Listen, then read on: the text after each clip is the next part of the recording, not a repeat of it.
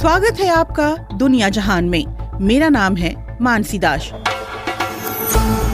हर हफ्ते एक सवाल और उसका जवाब तलाशने की कोशिश। बीबीसी पड़ताल दुनिया की।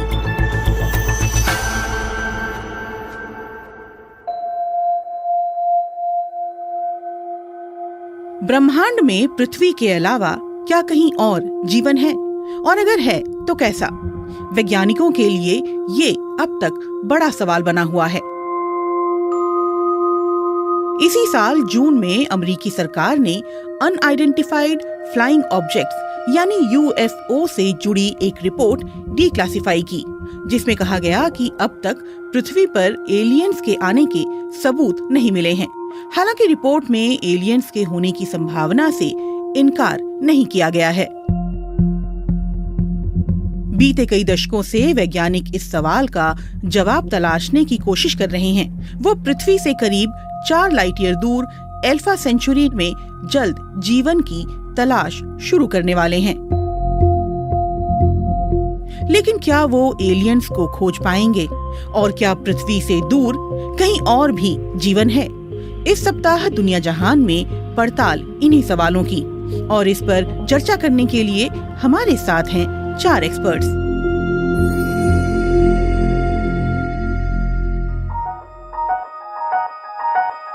पार्ट 1, कहां कैसे उठा सवाल। I think we're obsessed with extraterrestrial life because we Natalie Haynes लेखिका हैं और साइंस फिक्शन में दिलचस्पी रखती हैं। वो बताती हैं कि 2000 साल पहले, जब न तो स्पेस ऑब्जर्वेटरी थी और न ही अंतरिक्ष यान की कल्पना की गई थी, उस वक्त लूशियंस नाम के एक यूनानी लेखक ने अपनी किताब में पृथ्वी से दूर जीवन का जिक्र किया था। he writes this extraordinary piece called The True Histories. A True History नाम की अपनी किताब में लूशियंस कुछ यात्रियों की कहानी लिखते हैं जो एक बवंडर में फंसकर चांद तक पहुंच गए। इस सफर में उन्हें 7 दिन लगे, जबकि आजकल रॉकेट से चांद तक जाने में इसका करीब आधा वक्त लगता है। वहाँ चांद के राजा और सूर्य के सम्राट के बीच युद्ध चल रहा होता है और उनके पास अजीबोगरीब दिखने वाली सेनाएं होती हैं। लूशियंस ने चांद पर पंख वाले घोड़ों और विशालकाय गिद्धों का जिक्र किया है। उन्होंने अजीबोगरीब लोगों के बारे में लिखा है जिन्हें एलियंस कहना गलत नहीं होगा। इसके करीब 800 साल बाद 10वीं सदी के जापान में एक और साइंस फिक्शन कहानी द बैम्बू कटर्स डॉटर लिखी गई थी। The story is that a bamboo cutter is chopping bamboo and he sees this. ये कहानी कुछ ऐसी है कि बांस काटने वाले एक व्यक्ति को एक दिन बांस के भीतर तेज रोशनी दिखी। उसे वहाँ एक नन्ही बच्ची मिली जिसे वो घर ले आया और अपनी बेटी की तरह पाल पोस कर बड़ा किया। बाद में लड़की ने बताया कि वो चांद से है। लेकिन ऐसा क्यों है कि जिन पहली कहानियों में एलियंस का जिक्र है, उनमें चांद का भी जिक्र है? It was for a really long time and I suppose that's because ये बात सही है कि लंबे वक्त तक चांद के ही बारे में लिखा जाता रहा है। शायद ऐसा इसलिए क्योंकि धरती से चांद साफ दिखता है, लेकिन शुक्र या मंगल नहीं दिखते। लेकिन जल्द ही पृथ्वी पर मंगल भी चर्चा का विषय बना। 1870 के दशक में एक इतालवी खगोल विज्ञानी जियोवानी वर्जीनियो शियापरेली ने टेलीस्कोप से मंगल ग्रह को देखा और इसके बारे में विस्तार से लिखा। he sees these sort of channels on the surface. उन्होंने मंगल की सतह पर नालियों जैसी लकीरें देखी, जिनको उन्होंने कनाली कहा। लोगों को लगा कि वो कनाल यानी नहरों की बात कर रहे हैं। उस वक्त सुएज नहर का काम पूरा हुआ था। इसके बाद ये धारणा बनने लगी कि मंगल ग्रह पर रहने वालों ने वहाँ नहरें खोदी हैं।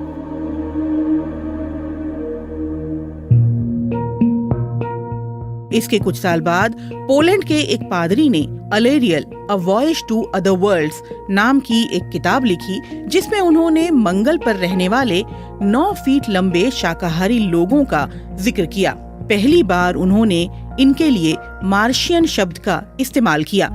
Speaking from the roof of Broadcasting Building, New York City, the bells you hear are ringing to warn the people to evacuate the city as Martians approach.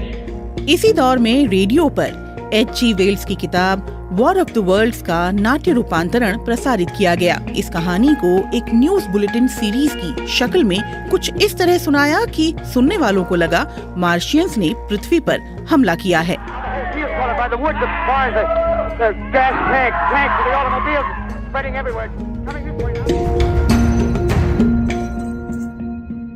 Part 2, दूसरे ग्रहों पर जीवन की खोज। 1960 के दशक में एक युवा वैज्ञानिक फ्रैंक ड्रेक ने कहा कि एक सौरमंडल से दूसरे सौरमंडल को सिग्नल भेजने के लिए विश्व युद्ध के दौरान विकसित की गई रेडियो तकनीक का इस्तेमाल किया जा सकता है और हो सकता है कि एलियंस भी ऐसा कर रहे हों। ऐसे में उनके अस्तित्व को खोजने के लिए हमें जो करना है वो है बस उनके सिग्नल को पकड़ना। It was 3 a.m. and the telescopes were grinding away. Seth Shostak search for extra terrestrial intelligence SETI में वरिष्ठ खगोल विज्ञानी हैं। बीते 4 दशकों से वो एलियंस के ऐसे ही सिग्नल सुनने की कोशिश कर रहे हैं।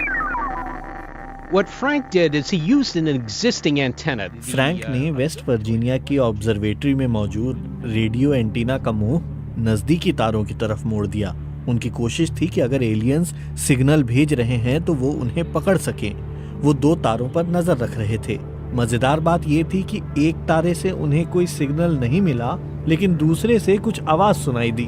उन्हें लगा उन्होंने एलियंस को ढूंढ लिया है। हालांकि ये सेना का कोई विमान हो सकता था। 1980 के दशक में अमेरिकी सरकार ने एलियंस की खोज के लिए सेटी इंस्टीट्यूट को आर्थिक मदद देनी शुरू की। रेडियो तरंगें स्पेस से आसानी से जा सकती हैं और सेथ रेडियो रिसीवर पर जो आवाज सुनना चाहते हैं वो कुछ ऐसी है।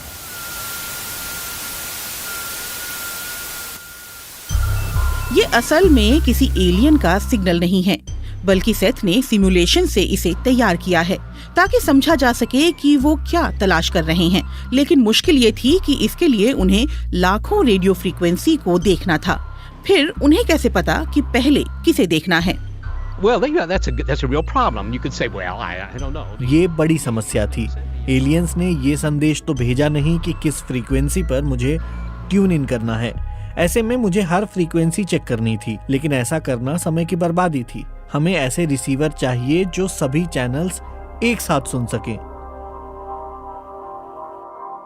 ओहायो यूनिवर्सिटी के एक खगोल विज्ञानी जब रेडियो टेलीस्कोप का डेटा देख रहे थे, उन्हें बेहद अधिक तीव्रता और फ्रीक्वेंसी वाले सिग्नल मिले।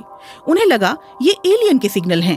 When he was so impressed, he wrote, "Wow" next to it. Well, वो बेहद खुश थे। उन्होंने डेटा के पास लिखा वाओ, लेकिन उन्हें असल में क्या मिला हमें नहीं पता। आकाश के उसी हिस्से में कई और लोगों ने भी तलाश की, लेकिन उन्हें कभी ऐसा कुछ नहीं मिला। ऐसे में 2 संभावनाएं थी, या तो वो एलियंस थे या फिर पृथ्वी पर ही किसी चीज की आवाज थी। कई लोगों के लिए ये एलियंस के सिग्नल का उदाहरण था, लेकिन सही मायनों में सालों की खोज के बाद भी एलियंस के बारे में कोई पुख्ता संकेत नहीं मिल सका था। सवाल उठा कि सरकारों का ऐसे प्रोजेक्ट्स पर अरबों खर्च करना कहां तक सही है जिसका कोई नतीजा ही न निकले। 1990 के दशक की शुरुआत में सेटी इंस्टीट्यूट को मिल रही सरकारी मदद बंद हो गई, लेकिन ये एलियंस की खोज का अंत नहीं था।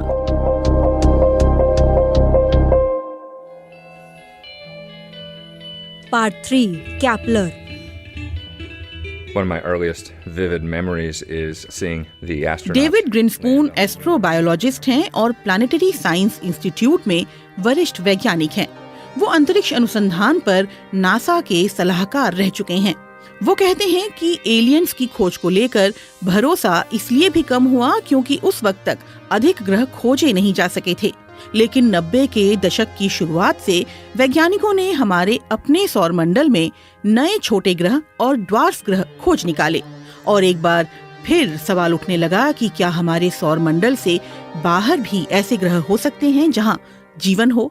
5, 4, 3, 2, engine start, 1, 0, and liftoff of the Delta II rocket with Kepler on a search for planets in some way like our own.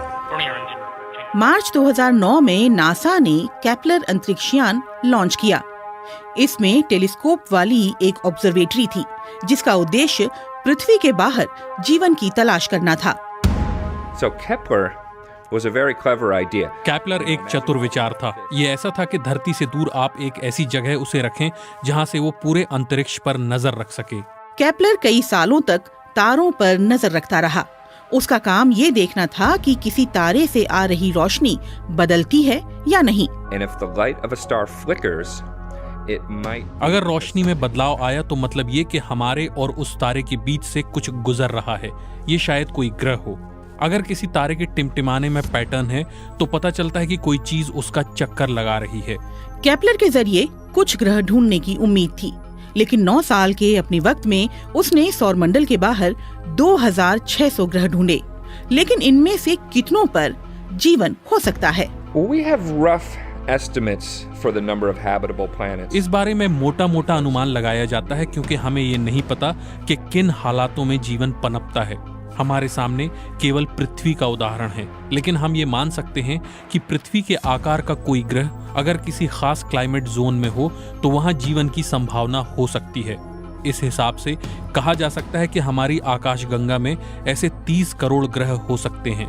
David ग्रिन्सपून के अनुसार ये खोज वो क्रांति थी जिसने धरती के बाहर जीवन की संभावना को लेकर वैज्ञानिकों की सोच को बदल दिया। Astronomers, most planetary scientists, अधिकतर खगोल विज्ञानी या वैज्ञानिक कहेंगे कि उन्हें भरोसा है कि किसी और ग्रह पर भी जीवन होगा। अब तक पृथ्वी के बारे में ऐसा कुछ खास नहीं पता चला है जिससे ये कहा जा सके कि जीवन केवल यहीं पनप सकता था। धरती पर एक्सट्रीमोफाइल्स जैसे कुछ जीवों की खोज भी हुई जो ये साबित करते हैं कि बेहद मुश्किल परिस्थितियों में भी जीवन पनप सकता है। वैज्ञानिकों को भरोसा है कि ये नन्हे जीव जो जीवन की शुरुआत का आधार रहे हैं पूरे ब्रह्मांड में फैले हुए हैं। इस नई खोज ने एक बार फिर एलियंस की तलाश में दिलचस्पी बढ़ाई, लेकिन सबसे बड़ा सवाल ये है कि अगर कहीं एलियंस मिल भी गए तो क्या? पार्ट 4 एलियंस मिले तो क्या करेंगे हम? My name is Stephen Dick and I'm an astronomer and an historian of Steven Dick खगोल विज्ञानी हैं और विज्ञान के इतिहासकार हैं। वो नासा में प्रमुख इतिहासकार रह चुके हैं। दूसरे खगोल विज्ञानियों की तरह स्टीवन को भी यकीन है कि पृथ्वी से परे भी कहीं जीवन है, लेकिन उन्हें चिंता इस बात की है कि इसका पता चलने के बाद क्या होगा। मुझे जितना पता है न तो अमेरिकी सरकार के पास और न किसी और के पास इसकी कोई योजना है कि अगर कहीं एलियंस मिल जाते हैं तो इसका क्या असर होगा। स्टीवन डिक कई सालों तक नासा प्रायोजित एलियन लाइफ प्रिपरेशन प्रोग्राम का हिस्सा रह चुके हैं।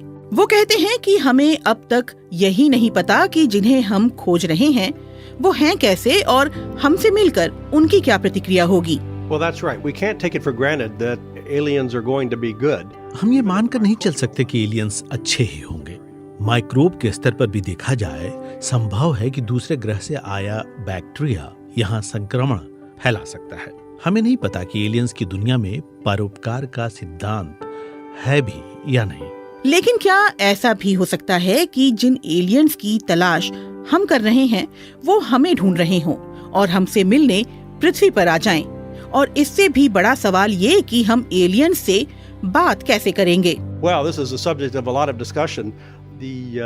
movie Arrival. ये गंभीर चर्चा का विषय है। मुझे लगता है कि फिल्म अराइवल में इस बात को बेहतर तरीके से दिखाया गया है।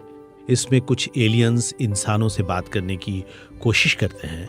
आपको ऐसी भाषा चाहिए जिसे लेकर पूरे ब्रह्मांड में समझ हो। कई लोगों को लगता है कि गणित इसका जवाब हो सकती है, लेकिन इसे लेकर भी अलग अलग थ्योरी है। कुछ कहते हैं कि गणित का आविष्कार किया गया और कुछ मानते हैं कि इसे खोजा गया। इसके अलावा भी कई और सवाल हैं जो परेशानी का सबब हो सकते हैं, जैसे क्या हम उन्हें धर्म के दायरे में देखेंगे, हम उनके साथ किस तरह का व्यवहार करेंगे, और फिर धरती की तरफ से उनसे बात कौन करेगा, संयुक्त राष्ट्र या फिर कोई और।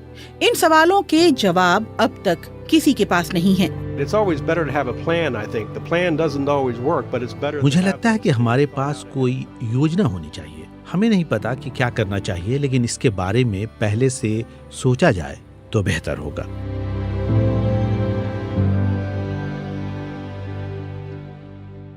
लौटते हैं अपने सवाल पर, क्या वाकई में एलियंस हैं?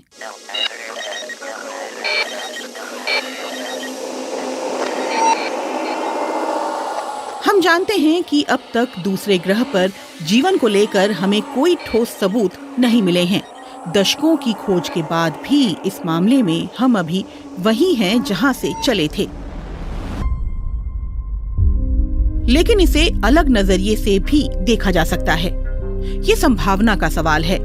ब्रह्मांड में लाखों आकाशगंगाएं हैं, जिनमें से एक हमारी मिल्की वे है, और हमारी आकाशगंगा में भी अरबों ग्रह हैं।